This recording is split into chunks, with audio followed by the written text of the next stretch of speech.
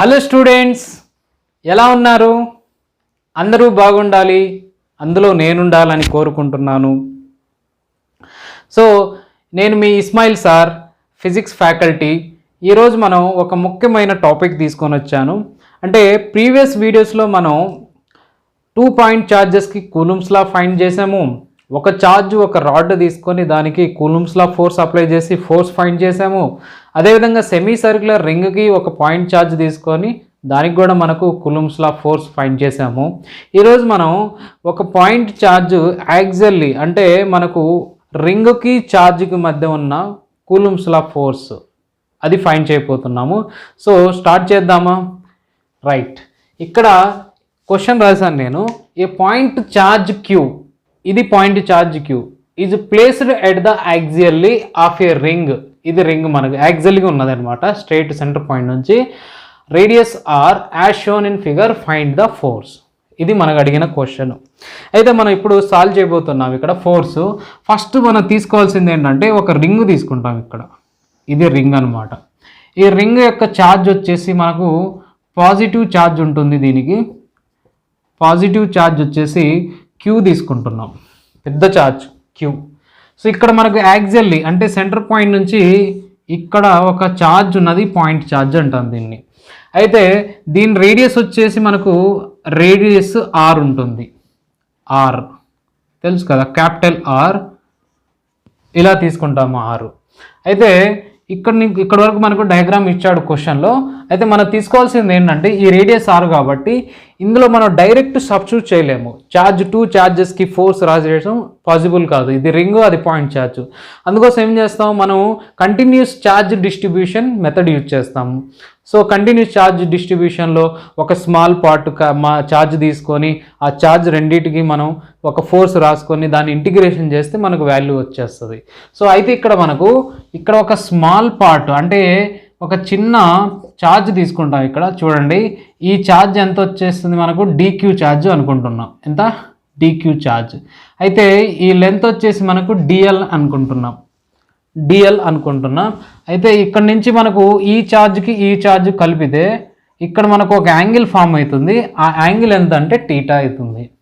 ఇప్పుడు అర్థమైంది కదా. ఇవి రెండు charges repulse into each other. ఇటు రిపల్షన్ తీసుకున్నట్టయితే ఇది DF అయిపోతుంది మనకు.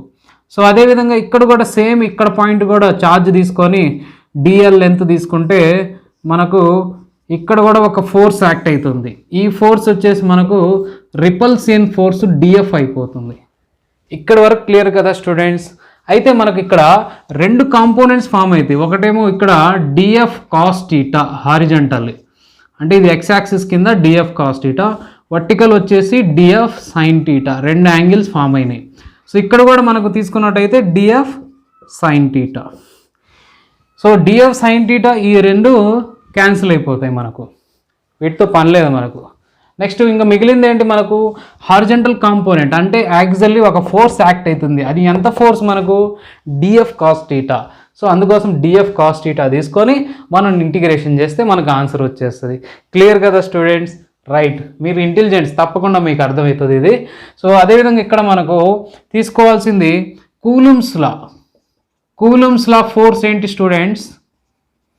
ఇంతకుముందు ఫస్ట్ వీడియోలో మనం డిస్కస్ చేసాం.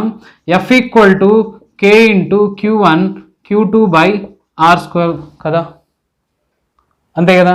సో అదేవిధంగా ఇక్కడ మనకు ఒక స్మాల్ పార్ట్ ఆఫ్ ఫోర్స్ అంటే DF వాల్యూ రాస్తున్నాం. అంటే DF = 1/4πε0 Q × Q దేనికి, ఈ పాయింట్ ఛార్జ్. నెక్స్ట్ ఈ పాయింట్ ఛార్జ్ ఎంత మనకు, DQ/R². దగ్గర ఇక్కడ కన్ఫ్యూజ్ కావద్దు. మనకు అడ్జసెంట్ సైడ్స్ ఉన్నది ఎంత డిస్టెన్స్, ఈ x డిస్టెన్స్, ఇది రేడియస్ ఎంత, R. సో ఇక్కడ మనకు దీని యొక్క హైపోటెన్యూస్ R² + x² అయిపోతుంది. ఈ విధంగా మనం రాసుకున్నట్టయితే ఇక్కడ మనకు √R² + x² హోల్ స్క్వేర్ అని రాసుకుంటే స్క్వేర్ రూట్ క్యాన్సిల్ అయిపోతుంది. ఈ 1/4 ఎక్స్ప్లెయిన్ నాట్ పెద్దగా ఉన్నది కాబట్టి కొంచెం చిన్నగా రాసుకుంటే k into queue into dq by are square plus X square. ఇది దేని వాల్యూ? DF value. ఇది స్మాల్ ఫోర్స్ యొక్క వాల్యూ. సో అదేవిధంగా మనకు నెక్స్ట్ ఇంకా పోతే మనకు dq వాల్యూ కూడా ఫైండ్ చేయాలి. సో dq వాల్యూ ఎలా రాసుకుంటాం ఇక్కడ చూడండి. dq వాల్యూ మనకు లాంబ్డా లీనియర్ డెన్సిటీ చదివినాం, మన ఫస్ట్ ఒక వీడియోలో చదివినాం. Linear density lambda is equals to dq by dx అయిపోతుంది కదా. dx అంటే ఇక్కడ లెంత్ తీసుకున్నాం కాబట్టి dl అయిపోతుంది. అంటే dq value lambda into dl కదా స్టూడెంట్స్. ఒకవేళ మనకు total charge relation linear density రాస్తే so lambda is equals to Q by L రాసుకోవచ్చు. Q is equals to lambda into L ఈ విధంగా వస్తుంది మనకు. కానీ మనం యూజ్ చేసేది dq కాబట్టి ఈ స్మాల్ పార్ట్ యొక్క ఛార్జ్ తీసుకొని మనం ఇంటిగ్రేషన్ చేస్తే మనకు రెండు ఛార్జ్ యొక్క ఈ రింగు ఛార్జ్ యాక్సిలరీ ఛార్జ్ యొక్క కూలమ్స్ లా ఫోర్స్ మనకు వస్తుంది అనమాట. సో ఇక్కడ వరకు క్లియర్ కదా. అయితే ఇక్కడ రాయాల్సింది ఏంటి మనకు? హారిజాంటల్ కాంపోనెంట్ ఫోర్స్ ఎంత ఉన్నది? df cos θ. అంటే dfx is equals to df cos θ. df sin θ 0 అయిపోతుంది, ఎందుకంటే మనకు రెండు క్యాన్సిల్ అయిపోయినాయి, df sin θ df sin θ. So తీసుకోవాల్సింది df cos θ. సో ఇక్కడ మనం dfx ఈజ్ ఈక్వల్స్ టు ఇక్కడ df integration fx is equals to df value ఎంత? k into q by are square plus X square. అయితే నెక్స్ట్ ఇక్కడ మనకు dq value ఎంత? Lambda into dl. ఇక్కడ వరకు క్లియర్.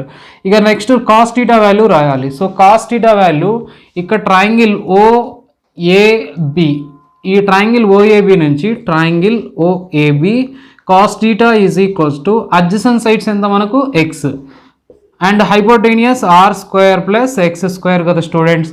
ఇక్కడ వరకు కాస్ θ వాల్యూ వచ్చింది. ఈ కాస్ θ వాల్యూని ఇక్కడ సబ్స్టిట్యూట్ చేస్తే మనకు x by root over are square plus X square ఈ విధంగా వస్తుంది మనకు. సో ఈ విధంగా వచ్చిన తర్వాత మనం దీన్ని ఇంటిగ్రేషన్ చేస్తే ఇక క్లియర్గా మనకు ఆన్సర్ వచ్చేస్తుంది అనమాట. అంతే, ఏం లేదు, సింపుల్, చాలా ఈజీగా చేయొచ్చు. మనం ఎక్కువ టెన్షన్ తీసుకోవద్దు. సో మనం ఫోకస్ చేస్తే ఏదైనా మనకు దొరికిద్ది. మనం ఫోకస్ చేయకుండా దొరకాలంటే అది పాసిబుల్ కాదు. దేంట్లో ఏ విషయంలో అయినా సరే మనం హార్డ్ వర్క్ చేస్తేనే మనకు రిజల్ట్ వచ్చేస్తుంది. హార్డ్ వర్క్ చేయండి ఏది పాసిబుల్ కాదు. సో అందుకోసం మీరు కూడా హార్డ్ వర్క్ చేస్తూ ఉండండి. ఈ ఏదైతే మనం చెప్తున్నామో అదంతా నోట్స్ రాసుకొని మీరు ఎవ్రీడే ప్రాక్టీస్ చేస్తే డెఫినెట్గా మీకు మంచి రిజల్ట్ వస్తుందని నేను అనుకుంటున్నాను. సో ఇక్కడ ఎఫ్ ఈక్వల్ టు ఇక మిగిలిందండి మనకు k ఇంటూ క్యూ లాంబ్డా ఎంత స్టూడెంట్స్? క్యూ లాంబ్డా ఇక్కడ ఉన్నది కదా మనకు క్యాపిటల్, లాంబ్డా ఇంటూ ఎల్ ఎంత? లాంబ్డా ఇంటూ ఎల్ అంటే ఇప్పుడు మనం ఇంటిగ్రేషన్ చేయలేదు కాబట్టి k into queue into lambda into X by ఇక్కడ X into root X. X into root X ఎంత స్టూడెంట్స్? X power 3/2. అదేవిధంగా R square plus X square root over are square plus X square అంటే R square plus X square whole power 3/2 ఈ విధంగా వస్తుంది. అంటే ఇది మనం ఇక్కడ ఇంటిగ్రేషన్ చేయాల్సింది ఇంటిగ్రేషన్ డిఎల్ అని రాసుకోవచ్చు. Limits 0 to L. ఎందుకు 0 to L? ఇది మనకు ఒక స్మాల్ పార్ట్ ఎంత? డిఎల్. మొత్తం రింగ్ యొక్క లెంత్ ఎంత? L కాబట్టి మనకు ఇక్కడ 0 to L డిఎల్ అని రాసుకుంటున్నాం. ఇది మనకు మెయిన్గా ఇక్కడ కూడా ఒక పాయింట్ రాసుకోవచ్చు, ఇంటిగ్రేటింగ్ బోత్ సైడ్స్ అని రాసుకోవచ్చు. సో ఇక ఫర్దర్గా మనకు చేయాల్సింది ఏంటంటే దీన్ని ఇంటిగ్రేషన్ చేస్తే వాల్యూ వచ్చేస్తుంది. నేను మీకు ఇది కావాలనుకుంటే ఒకసారి పాస్ చేసి క్లియర్గా నోట్స్ రాసుకోండి. ఏమైనా డౌట్ ఉంటే కామెంట్ బాక్స్ లేకపోతే మెయిల్లో అడగండి, నేను ఎక్స్ప్లెయిన్ చేస్తాను, చెప్తాను, మీకు మ్యాక్సిమం చెప్పడానికి ట్రై చేస్తాను. అదేవిధంగా ఇక్కడ రాసుకున్నట్టయితే మనకు ఆన్సర్ ఏ విధంగా వస్తుందో చూడండి. So f equal to k into queue into x into lambda into by lambda by so r square plus X square whole power 3/2. Integration 0 to L d l అంటే ఇంటిగ్రేషన్ డిఎల్ వచ్చేసి మనకు ఎల్ఏ ఉంటుంది. ఇక limits apply చేయాల్సిన లేదు, 0 to L కాబట్టి LA ఉంటుంది. So lambda into L రాసుకుంటే ఏమొస్తుంది స్టూడెంట్స్? క్యూ కదా మనకు ఇక్కడ ఇంతకుముందే స్టార్టింగ్లో రాసుకున్నాం కదా, q is equals to lambda into l. So f is equals to k into queue into x. Lambda into l q అయిపోతుంది. ఇక మిగిలింది r square plus X square whole power 3/2. లేకపోతే దీన్ని ఈ విధంగా కూడా రాసుకోవచ్చు, 1/4πx r² plus x² whole power 3/2. ఈ విధంగా వస్తుంది మనకు ఆన్సరు. ఇదే మనకు కావాల్సింది ఫోర్స్. క్లియర్ కదా స్టూడెంట్స్?